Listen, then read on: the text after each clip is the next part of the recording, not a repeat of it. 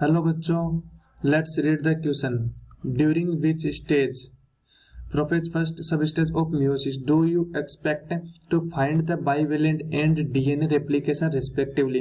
यानी bivalent and DNA replication stage है वो प्रोफेज की कौन सी स्टेज में और कहाँ देखने को मिलता है, ये अपन को बताना है। तो सबसे पहले बात करते हैं इसके की कॉन्सेप्ट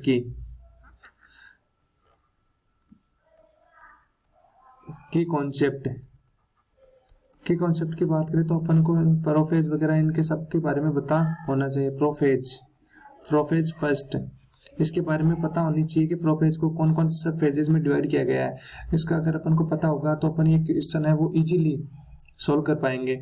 तो बात करते हैं प्रोफेज की जो सब स्टेजेस हैं वो कौन कौन सी होती है। पहले बात करते हैं तो पहली होती है लेप्टोटीन।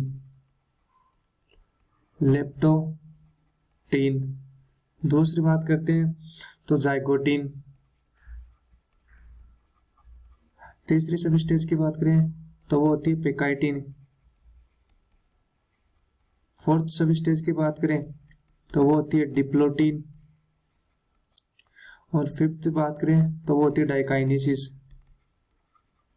ये 5 इसके अंदर सब स्टेजेस हैं जिसमें इसको प्रोफेज फर्स्ट को क्या किया गया, डिवाइड किया गया। तो एक एक के बारे में अपन थोड़ा थोड़ा देखने की कोशिश करते हैं। तो पहले बात करते हैं लेप्टोटीन के अंदर क्या होता है, जो क्रोमोसोम्स होते हैं वो कंडेंस्ड होने लगते हैं। क्रोमोसोम है वो कंडेंस्ड होने लगते हैं। जाइगोटीन के अंदर क्या होता है, बाइवेलेंट स्ट्रक्चर का फॉर्मेशन होने लगता है। बाइवेलेंट यानी जो होमोलोगस क्रोमोसोम्स है वो आपस में पेयरिंग करने लगते हैं और ये जाइगोटीन स्टेज के अंदर देखने को मिलता है।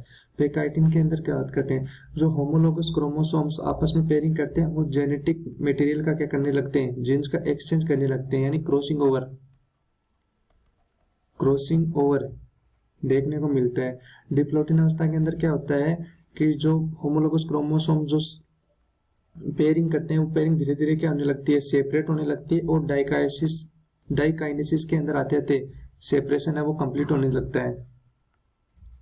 सेपरेशन है वो कंप्लीट हो जाता है और क्रोमोसोम्स है वो कंप्लीटली क्या हो जाते हैं, अलग हो जाते हैं।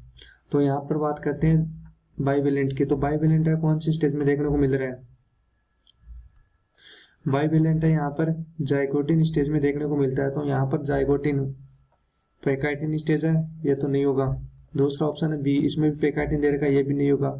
ऑप्शन सी पेकाइटिन, ये भी नहीं होगा। ऑप्शन डी, सिर्फ एक ही ऑप्शन में जाइगोटीन स्टेज दे रखे, तो option D is correct answer हो गया। इसके अलावा बात करते हैं डीएनए रेप्लिकेशन की, यानी जो G1 फेज होती है, फिर G2 फेज आती है, S फेज आती है, फिर G2 फेज आती है। तो G1 फेज के अंदर क्या होता है, ग्रोथ होता है। G2 फेज के अंदर भी ग्रोथ होती है, लेकिन S फेज है वो सिंथेसिस फेज कहलाती है, जिसके अंदर क्या होता है डीएनए जेनेटिक मटेरियल्स जैसे डीएनए, आरएनए, प्रोटीन्स वगैरह इन सब का क्या होने लगता है, सिंथेसिस होता है और रेप्लिकेशन होता है। और ये क्या करता है, जो डबल हो जाती है, जो पहले जितनी अमाउंट होती है उससे क्या हो जाती है, डबल हो जाती है, यानी डीएनए रेप्लिकेशन होता है। तो डीएनए रेप्लिकेशन किस स्टेज में देखने को मिलता है, एस फेज के अंदर।